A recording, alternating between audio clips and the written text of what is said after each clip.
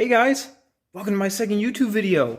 I got delrin door bushings, cobalt delrin door bushings off of a Miata. I wasn't expecting them to arrive this early. I got like week shipping and it arrived in like 3 days. So I'm out here. I'm going to install these guys on my blue 1991 Miata right there. I'm going to install them, see how they do, take the car on a test drive up the road, and hopefully it works out. So let's get into installing these little dudes on my car. So the first thing I'm going to do is right here, is the factory door bushing. The little rubber door bushing I'm here to replace. I'm going to swap this guy out and put in the new one. Which, if you guys are wondering, that bolt right there and that bolt right there, those are both 10 millimeters. So get your 10 millimeter ratchet and you should be able to get that out. So I'm just going to grab my ratchet right here. That is tightening. I want to swap it to loosening, and whoop, there we go. And you're going to want to loosen those two bolts there, and that should come out. So, after taking the ratchet and removing these two bolts right here, this rubber bushing that I was seeing right there came right out.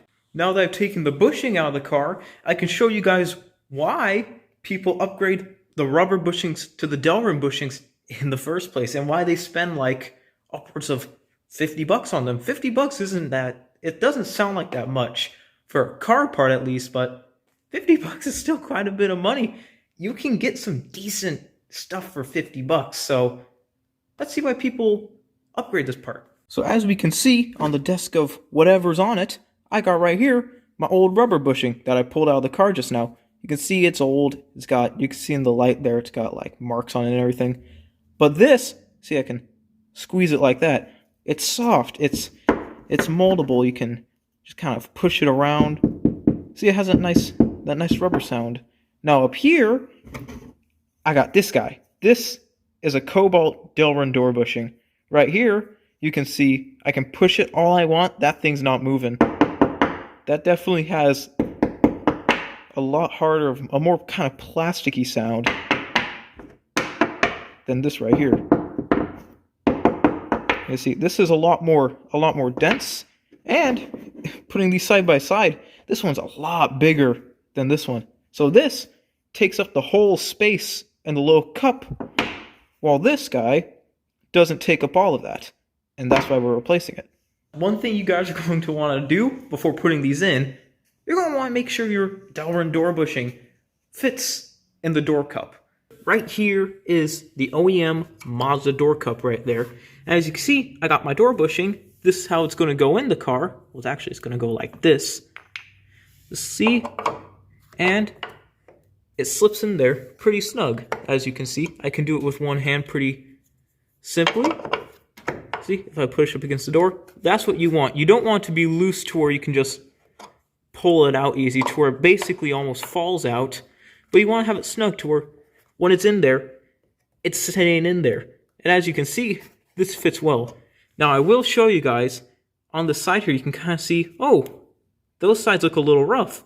I had to sand this down because originally it didn't fit in the door cup, which if your guys' door bushings don't fit, if you get it and it doesn't fit, you're just going to want to sand the sides down, and maybe if you look at this cup here, there might be a few indentions. It might be misshapen, so you might also want to go in there and pop those out with a little hammer. But sanding it down usually does the trick, which is what did the trick for me. So let's get to installing this. I've reinstalled the new door bushing as it is right now, but there's something you guys aren't going to want to forget when you're doing this. See how it's that loose right there? That is because when you're trying to get that to fit into, let's get over here, to fit into the door cup here, you're going to want it to slide into the door cup neatly. Now let's say you tighten it up as it is. It's going to just kind of droop down a little bit. So the bottom of the door bushing's going to be right here. It's not going to want to go in. It's going to be hitting up against this. And you're either going to get the door stuck, or it's just not going to work altogether.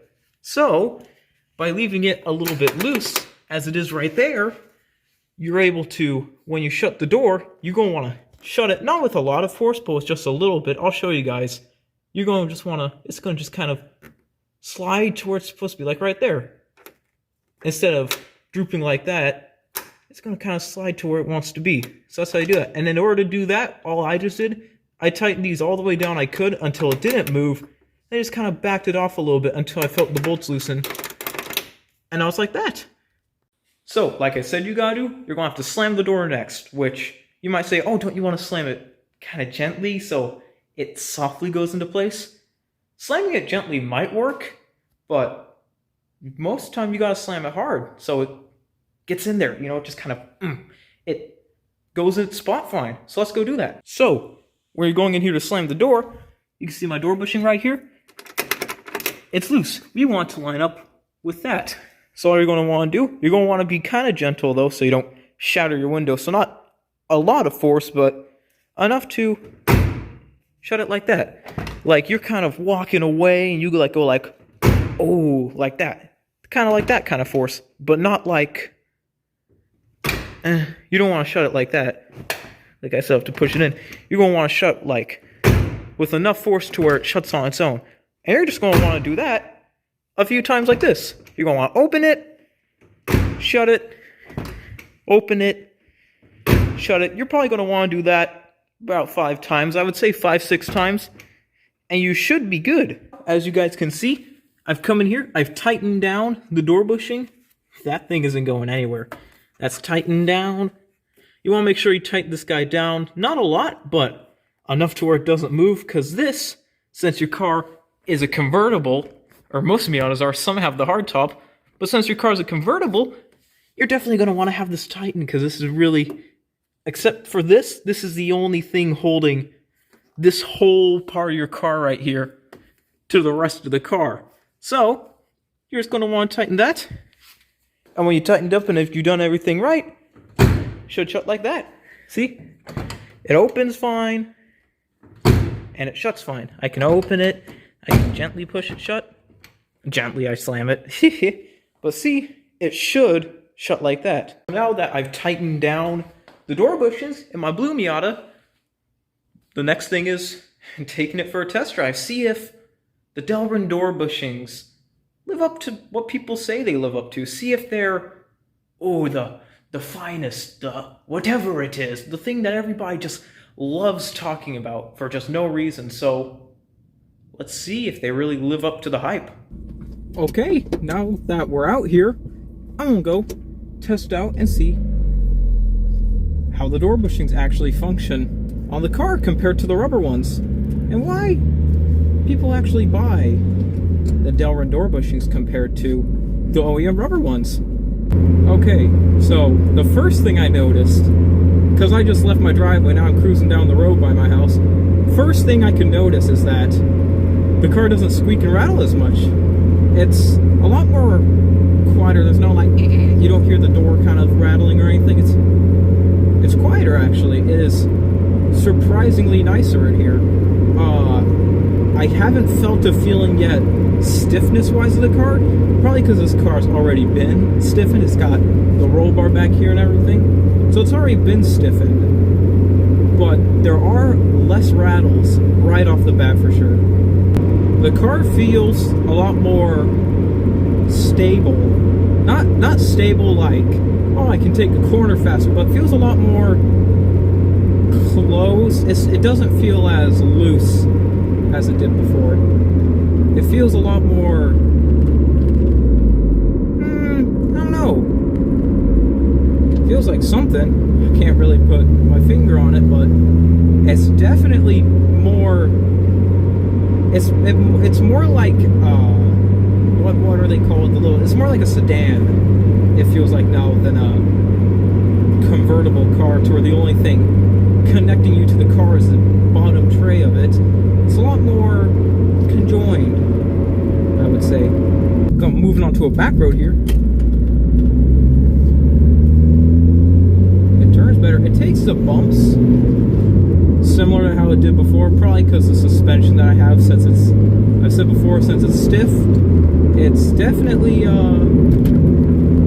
something. It's interesting, but it feels more sturdy, more kind of well made.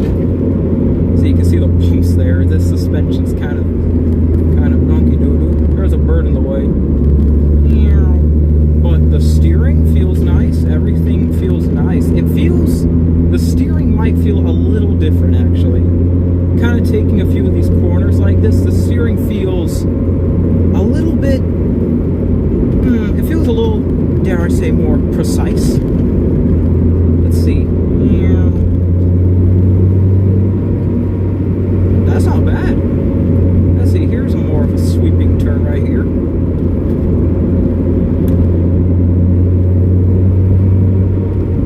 That's not that bad. That's actually not that bad. The car feels more, not stable. It drives the same, but the steering feels more precise. The steering feels a little tighter. The whole car itself feels tighter than how it did with the other suspension with the other door bushings. It's a lot more, I think it's a bit more bumpy, because you can kind of feel, if let's say the front tire hits something, it doesn't get dispersed because of the rubber bushing. It travels through the whole car. But it feels pretty good. It's not that major of a difference from the old part to the new part. It's still just a door bushing, but it's made a fairly nice impact with how the car drives and everything. It's pretty good. It's actually pretty good.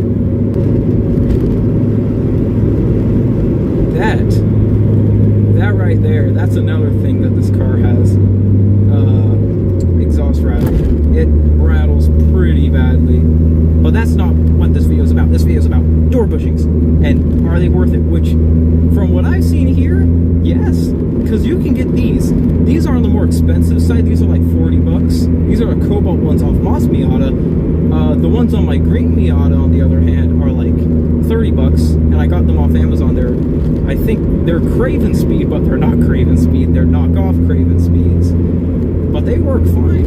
And they definitely work good.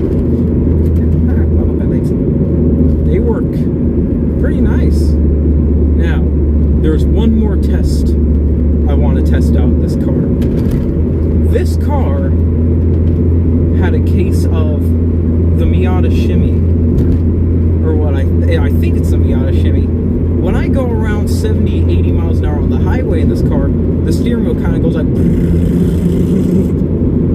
and I'm going to see if this door bushings help. The little shimmy that this car has, you can see my phone's bouncing there, that's the suspension. Yeah, this road's kind of bumpy. It's pretty bumpy.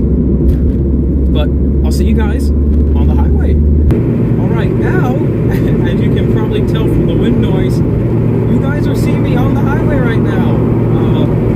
I got on, and I'm going 70 at the moment, and the Miata Shimmy's kind of here, guys. The steering wheel is kind of wobbling. It really pronounced, though, at around 75, 80, which seems like traffic speeding up, so